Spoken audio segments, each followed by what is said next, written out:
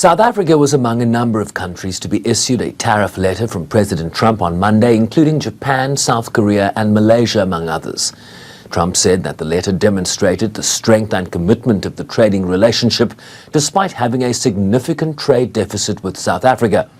Trump said the relationship had been far from reciprocal, and that starting August 1st, a 30% tariff would be placed on all South African products, separate from all sectoral tariffs.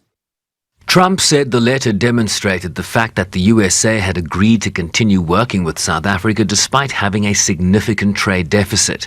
He said they concluded that they needed to move away from long-term, persistent trade deficits engendered by South Africa's tariff and non-tariff policies and trade barriers, and that due to the non-reciprocal nature of the relationship, they would impose a 30% duty on any and all South African products sent to the United States. He said there would be no tariffs if South African companies decided to build and manufacture products in the United States and could provide approval in a matter of weeks. I have the signed letters that went out to both South Korea and Japan today, and there will be approximately 12 other countries that will receive notifications and letters directly from the President of the United States. And weeks ago, I stood at this podium and I told all of you that the President was going to create tailor-made trade plans for each and every country on this planet.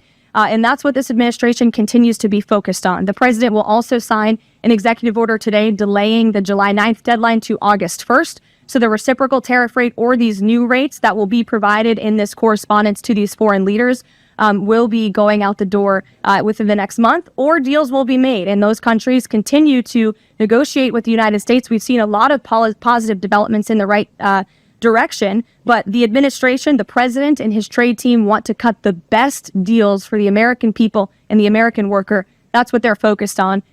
A July 1st statement from the South African Department of Trade, Industry and Competition pointed to a proposed framework deal, first presented to the USA during President Ramaphosa's May visit to the White House, that sought to address non-tariff barriers, trade deficits, and commercial relations through two-way procurement or imports of strategic goods.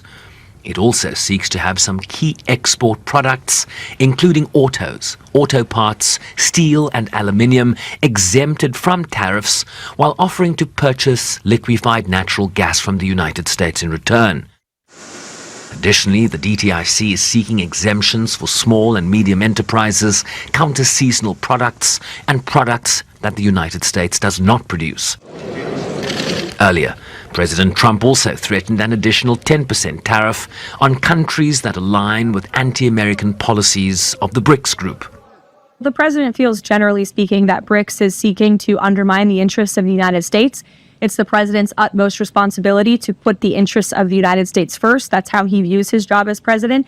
So he's going to ensure that America is fairly treated on the world stage, and he'll take any action necessary to prevent countries from taking advantage of the United States and our people.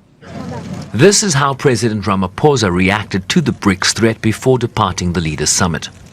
There is nothing negative in the declaration, and there is everything about advancing the interests of various countries in the world, if not all, and the interests of people in the world, so that we leave no one behind. So it is really disappointing that when there is such a very positive collective manifestation such as BRICS, there should be others who see it in negative light and want to punish those who participate in this. It cannot be and should not be. We should be respecting the sovereignty of countries.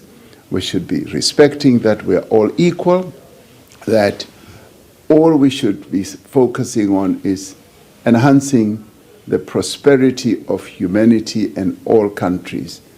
It cannot be that might should now be right, where in the end those who are more powerful are the ones who seek to have vengeance against those who are seeking to do good in the world.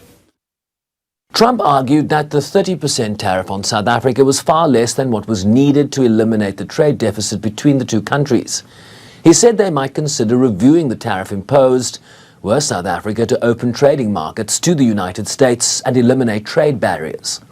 All in all, the clearest sign yet that the African Growth and Opportunity Act that allowed duty-free access to the United States for sub-Saharan African countries is no longer a priority for this administration and is likely on a death spiral.